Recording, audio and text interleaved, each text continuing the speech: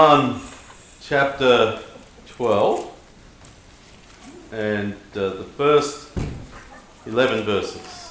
And we're just pretty much spending our morning right there. A lot of the events that are described in the Gospels involve not very many people. Sometimes it's Jesus by himself. Sometimes it's Jesus and the 12, or maybe he has a conversation with one of the 12. Sometimes it's a person that comes to him and asks for healing. And we never get the background, or very seldom get a background story on those who are asking for healing, do we? You know, like, what sort of job did they have? Yeah. Have they been blind their whole life? Or was this a new thing? And so we sort of know what Jesus said. The focus is on Jesus, not on all of the other people and characters that he meets. And I say that because in John chapter 12, to me it's kind of like the last 2 minutes of a basketball game, okay? Or a football game. You know, so Julie will get on to me because we'll look at it's coming to the end of a sports event, and the clock says 5 minutes. Okay, and I tell Julie, it's like there's only 5 minutes to go in the game. Okay? Now that 5 minutes can take. It's not going to be 5 minutes. We all know that, right? Time slows. I don't know the physics behind it, but time slows in the last 5 minutes of a sporting event. And every detail is magnified.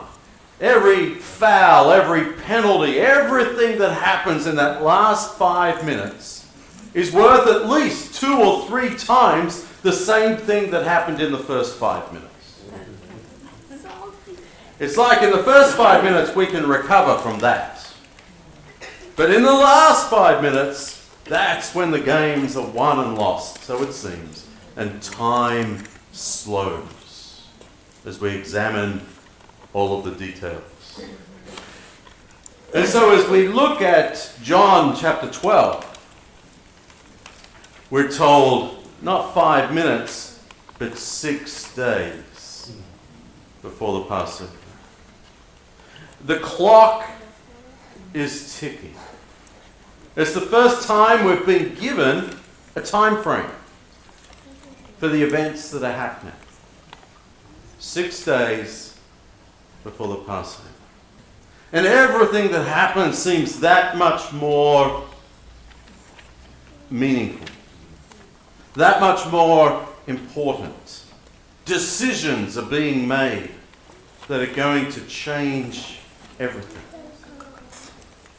And so as time slows, we're now introduced to these people in a more, we sort of get a little more insight into them. And in this story, it's not just Jesus and a nameless blind person. Jesus has come to the town of Bethany. Bethany is a couple of miles from Jerusalem.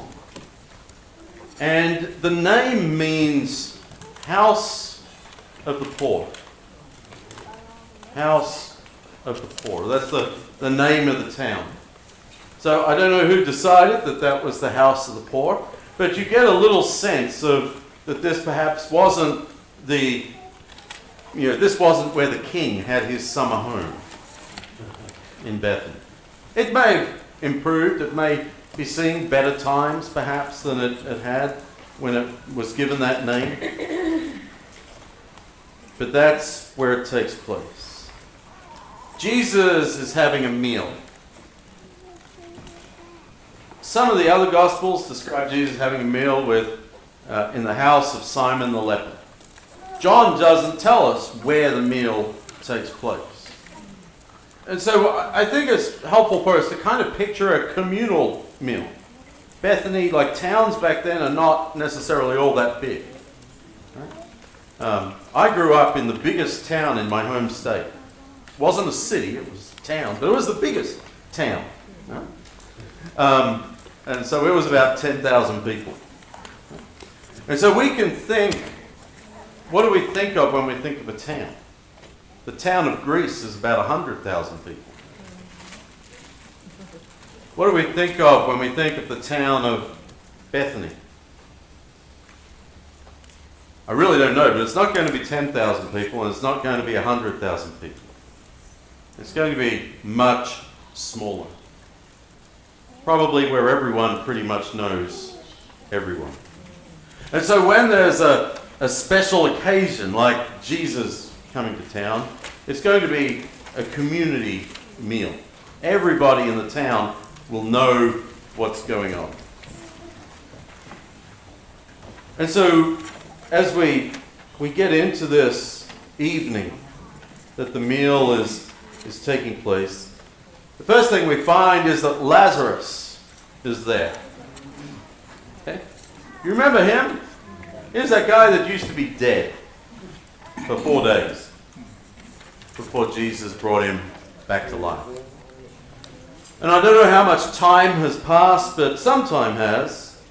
And now they're having a meal together. But first we have the character. We've got quite a few characters here. What have I got? 6 characters in this short story. The first one is Jesus. Jesus knows that his death is approaching. The clock is ticking in Jesus' head. Maybe not in anyone else's head, but it's ticking in Jesus' head. 6 days until the Passover. As I said, Lazarus is the second character, but other than him being there, he doesn't do anything in this story. The third person we meet is Martha. Now, perhaps one of the best known story about Martha is found in Luke chapter 10. And we'll just read that. I don't have any slides today, so you'll have to let your fingers do the walking there. Luke chapter 10 and verse 38.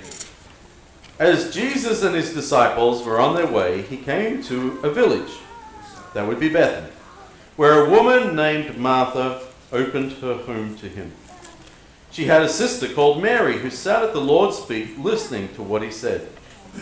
But Martha was distracted by all the preparations that she had to make.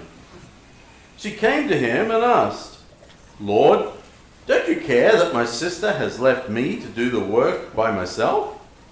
Tell her to help me." In other words, she's saying, she's not listening to me. Maybe she'll listen to you. "Martha, Martha," the Lord said, "you are worried and upset about many things, but few things are needed, or indeed only one. Mary has chosen what is better, and it will not be taken away from her." It's the story of the two sisters, isn't it? It's Martha working in the kitchen, setting the table, making sure the flower arrangements are set, that everything is taken care of for the guests. And it's interesting that it says that it's her house that Jesus is having this meal at, there in Luke 10. And she is preoccupied with being the perfect hostess.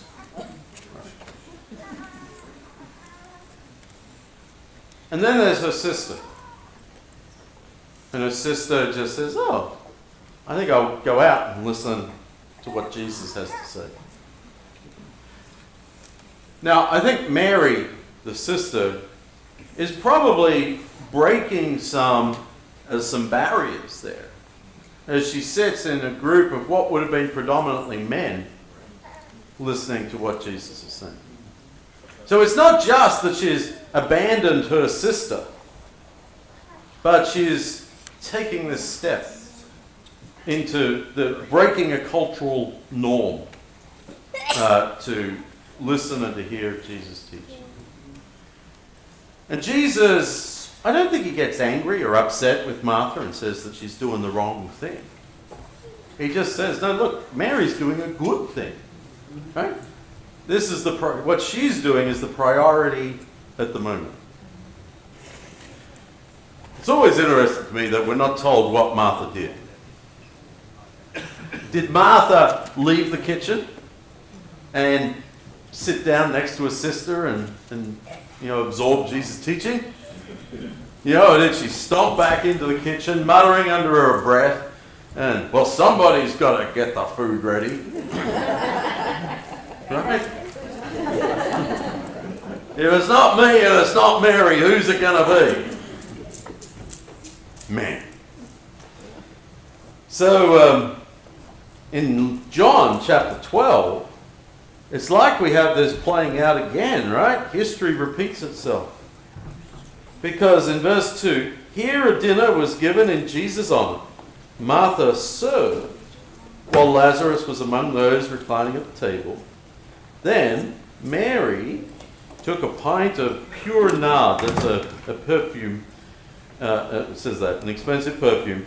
She poured it on. So she's like hanging out with Jesus again, right?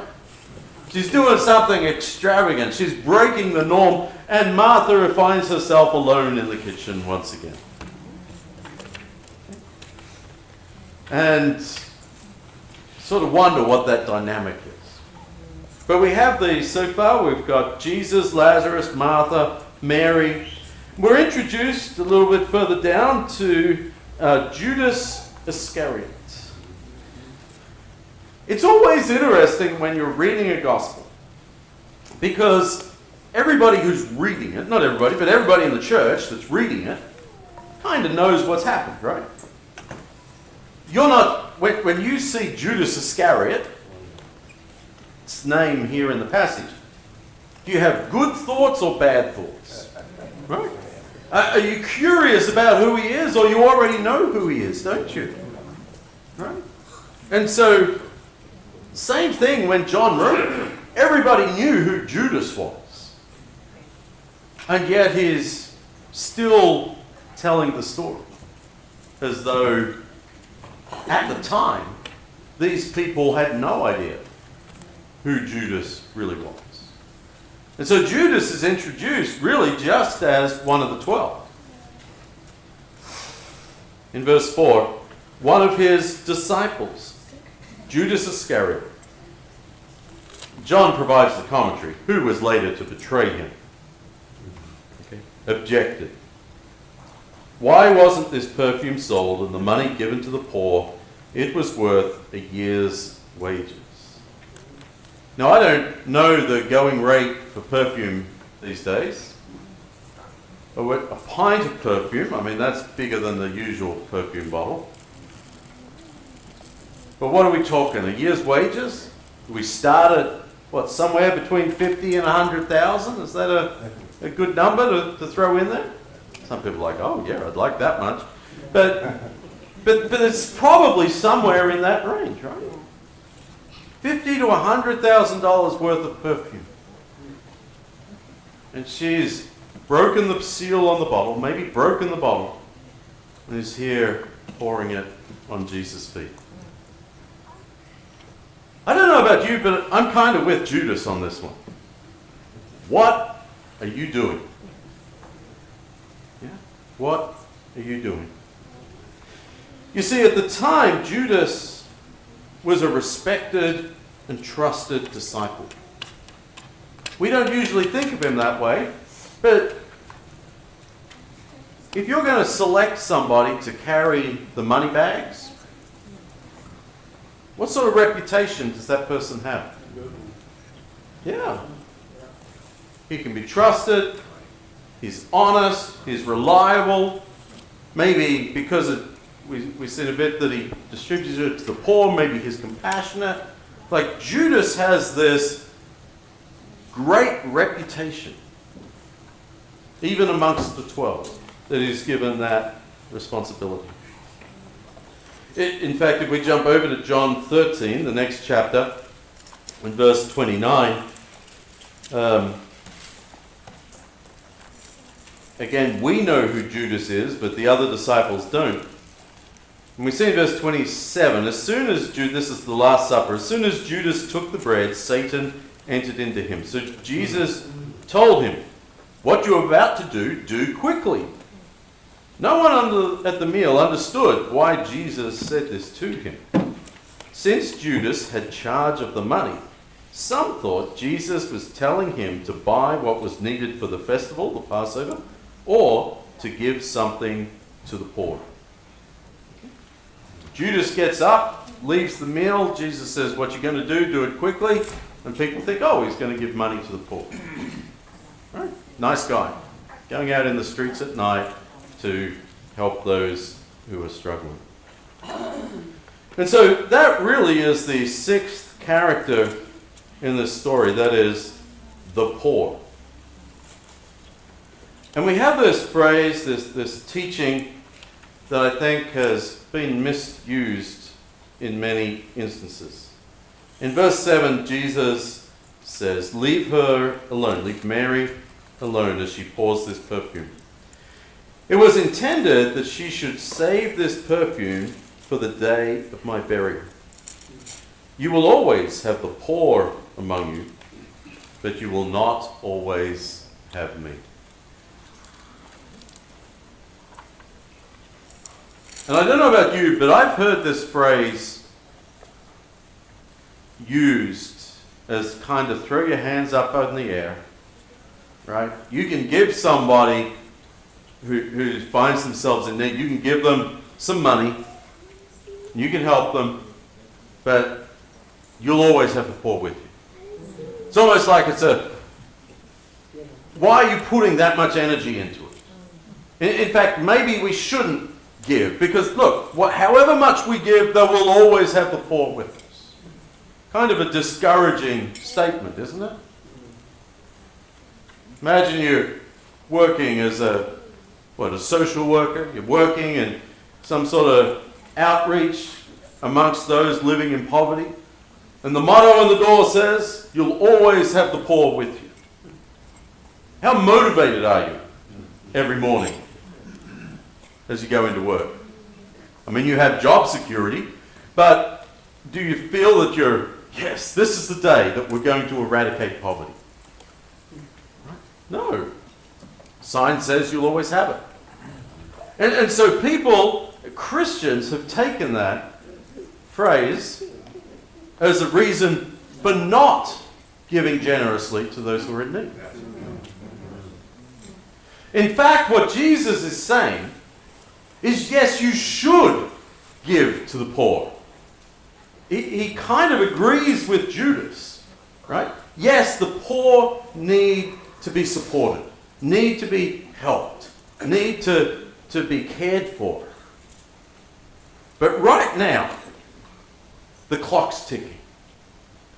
Right now, I'm with you. Right now, she's getting me ready for my burial. And you don't understand that. Maybe she doesn't understand that, but this is significant. This is important. This is worship. And worship is also appropriate. But it doesn't negate our responsibility to those who are struggling, those who have less resources than we do. Yes, the poor will always be with you. Always be willing and ready to give and care for these people. The exception is when Jesus is among us and the clock is ticking. And that could only be used for 6 days. After that, we go back to, yes, the poor are among us and we help them.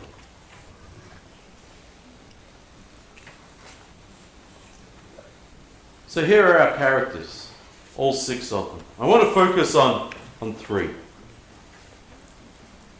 I want us to put ourselves for a moment in the shoes of Martha. What is Martha thinking about Mary as this story unfolds?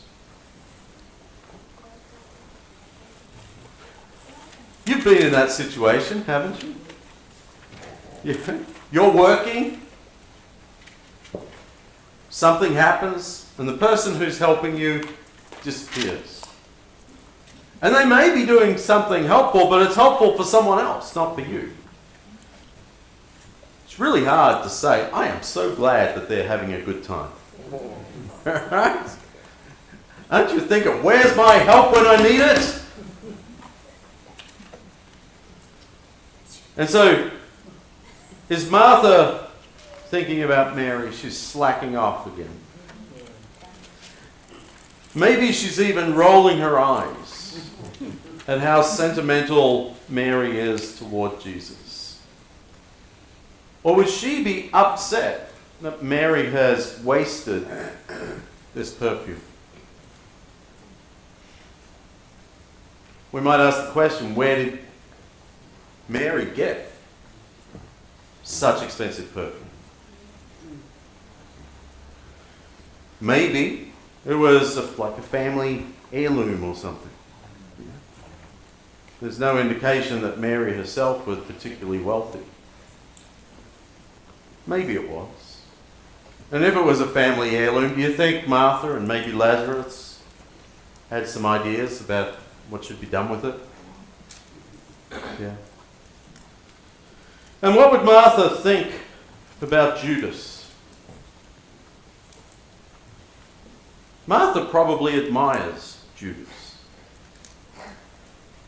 He's one of the 12, one of the chosen, one of those closest to Jesus. She admires and respects his concern for the poor.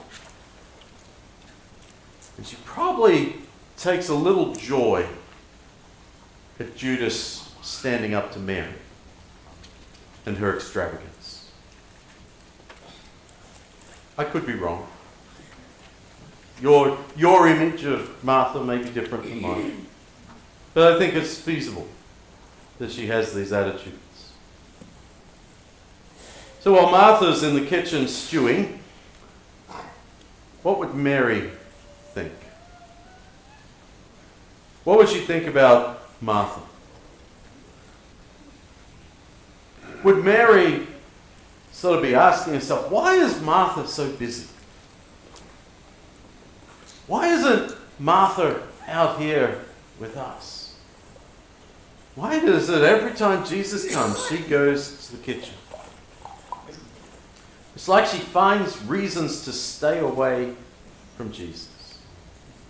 And yet we know from the story of Lazarus how much Martha loves Jesus. Right? We looked at that last week.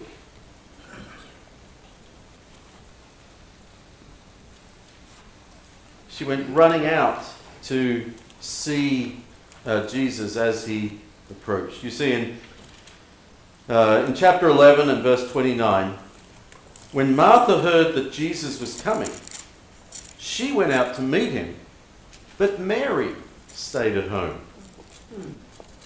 Lord, Martha said, if you'd been here, my brother would not have died. But I know that even now God will give you whatever you ask. Jesus said to her, your brother will rise again. Martha answered, I know he will rise again in the resurrection at the last day. Jesus said, I am the resurrection and the life. The one who believes in me will live even though they die, and whoever lives by believing in me will never die. Do you believe this? And then we get one of the great confessions of Scripture. Yes, Lord, she replied. I believe that you are the Messiah, the Son of God, who is to come into the world. That's a tremendous statement of faith. The only other person in any of the Gospels who makes a statement really any much like that is the Apostle Peter. He says, you are the Christ. Jesus says, who do people say I am? And who do you say I am? You are the Christ, the Son of the living God. Peter and Martha make these tremendous confessions, statements of who Jesus is. She runs out to meet him, saying, why didn't you help Lazarus? So she has faith. That's kind of what I'm trying to get to. Martha has this tremendous faith. in Jesus. But when Jesus comes into the house, Martha goes to the kitchen. And what does Mary think about that? I suspect she's maybe a little puzzled. What would Mary think about Judas? I wonder as she is washing, anointing Jesus' feet, wiping his feet with her hair, just pouring out not just perfume but love for him. Whether she knew, had any sense that this was close to the end of his life or not, I don't know. But when Judas speaks up, I wonder if Mary's not thinking, great, another man trying to tell me what to do. I'm ignoring him and I'm listening to Jesus. See how different her experience of Judas is compared to Martha. And I wonder what Judas then is thinking as all this is going on. Perhaps in regards to Martha, he's thinking, I'm looking forward to dinner. I'm looking forward to dinner. Bring that food out. And for Mary, we know what he's thinking because he says it. What a waste. What are you doing? Pouring out that much perfume. And I should perhaps just say at this point that when we're talking perfume, we're not talking about just a little pump spray to get you through the day. This is the type of perfume that would be put on a body after it's after it's dead. And so the body is put into the tomb, and in order to sort of mitigate the odor, then it's treated with perfume and other spices. You might recall when Nicodemus comes to Jesus' tomb, that, I'm just looking there, he brings with him about 75 pounds of myrrh and aloes, different spices. Okay, so they were pretty intense about keeping the odor down. But that's what this perfume was for. It's not what you necessarily wear to a fancy ball. So we've considered what would Martha think, what would Mary think, what would Judas think, and I think it's essential that we get to what would Jesus think. Again, Jesus doesn't really tell us, but I wonder if he doesn't think about Martha. She's really using her gifts to serve this group. That food smells amazing. I don't know, maybe he's irritated that she's not out there with everybody else, but they're there for a meal. Jesus knows the food has to be cooked at some point. And perhaps he recognizes this gift of hospitality that she has, this trait that she just wants to make sure people are cared for and are comfortable, that he sees value in that. He certainly doesn't question her faith on the whole after what she had said just probably a few weeks before. What does Jesus think about Mary? Mary may not know what she's doing. She's certainly worshipping and pouring out this perfume as an act of worship. I know it's not one of the five, is it, Gerard? But it's an act of worship as she just adores Jesus. And so, but Jesus is thinking, maybe she doesn't know what she's doing as she does this, but she's anointing me. She is prepping me, preparing me for what's ahead. Death. And 3 days and 3 nights in the tomb. This is getting real, God. And perhaps there's also a note that I wish the 12 had her servant heart.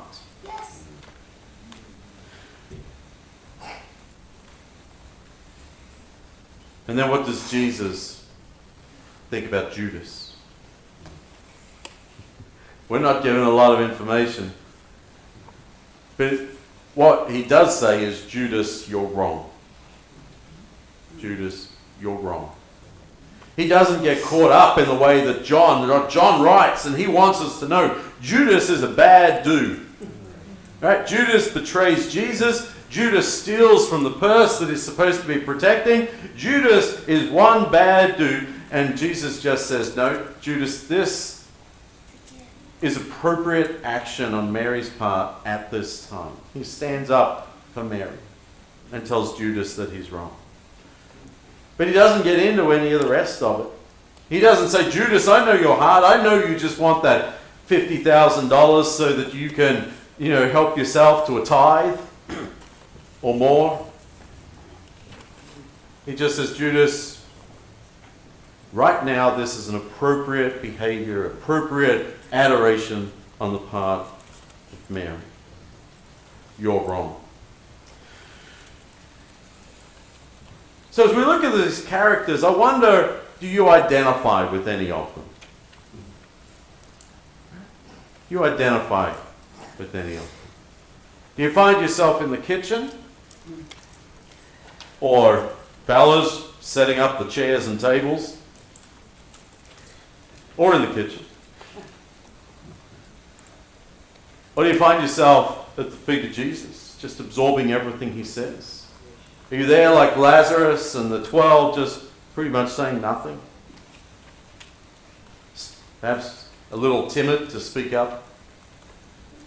Do you find yourself, recognize yourself just owing Jesus so much that you're so grateful, so thankful that like Mary it just overflows in whatever it looks like, overflowing worship in your life?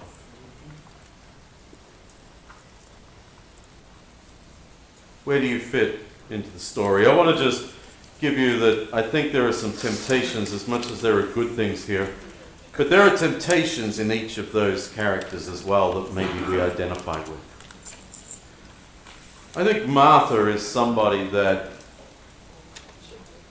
we're almost told to identify with. But she's admirable, right?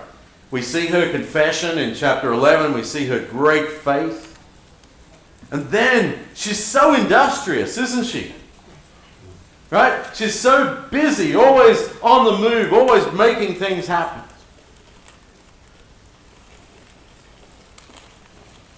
Mary wouldn't be able to sit at Jesus' feet if Martha didn't have a house.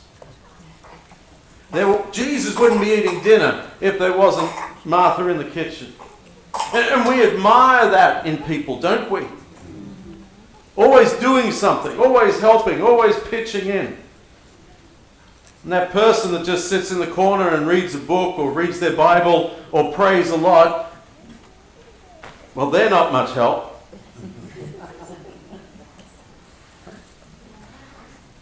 Harmony Sunday, who do we need? Martha or Mary? Yeah. But we focus on the Marthas if that day is going to be successful. But Martha, I think her temptation is jealousy. Right? There's this jealousy that, why am I so busy, even though it's her choice? But she's like, I want to be out there, but I'd feel wrong if I was there. She gets caught up in this. It's a temptation, at least. I don't know if she did. But the other temptation she faces is just busyness. And our society applauds busyness. If you're not busy, are you doing what you should be doing? Unless you're on a cruise. But if you're on a cruise and you spend your whole time in the cabin, have you done the cruise correctly? Right? It's like, no, be busy. Go out and see things, do things, talk about the things you did, not how nice your cabin was when you get back. Busyness is so admired. But for Martha, busyness at times kept her away from Jesus. And I think that's a temptation that some of us face more than others. I think about Judas. Judas faces some temptations, doesn't he?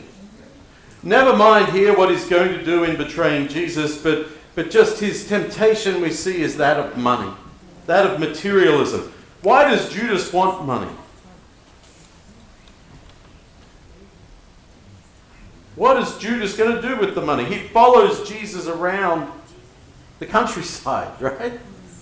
It's not like he's going to get a Cadillac, right, and drive off, in a cloud of dust. He's on the road following Jesus around the countryside. But he takes the money.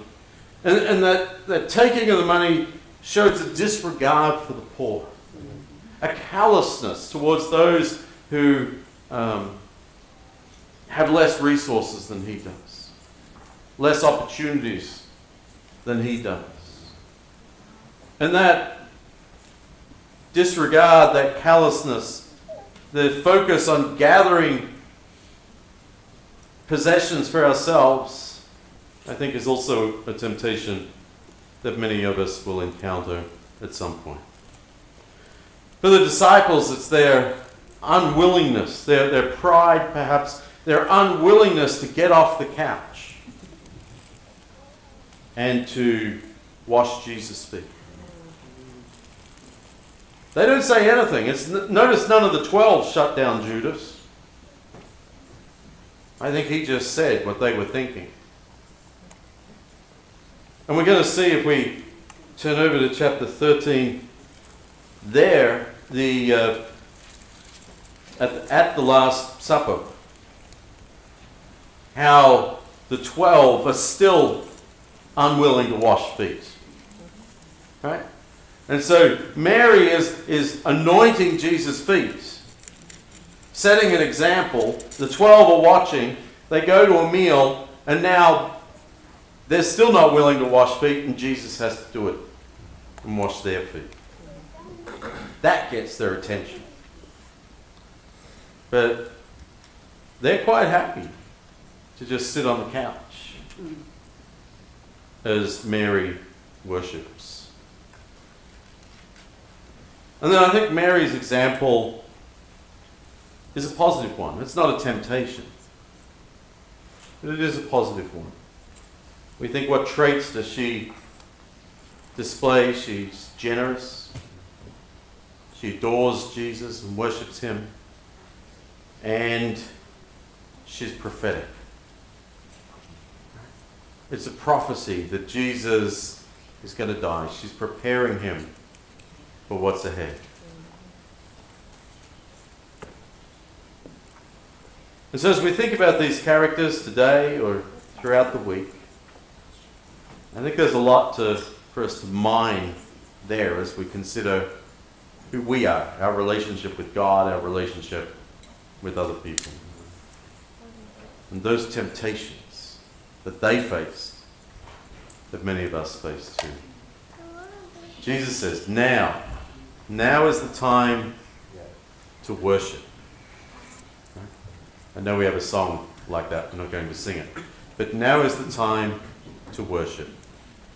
And the poor will always be with us.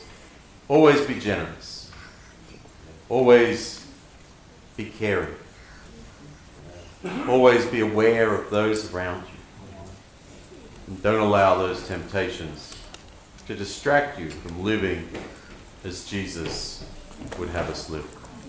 From worshipping as Jesus would have us worship. And as next Sunday is Palm Sunday and the following Sunday is Easter, the clock is ticking. Time has slowed. And we all need that time to slow in our lives at points. To put aside the busyness, to spend time with God, to listen to him, to examine ourselves and what's going on around us, to flesh out the characters. And so over the next 2 weeks, make time slow for you as you use the calendar to help us grow closer to God and to appreciate all that Jesus has done for us. 6 days, the clock is ticking.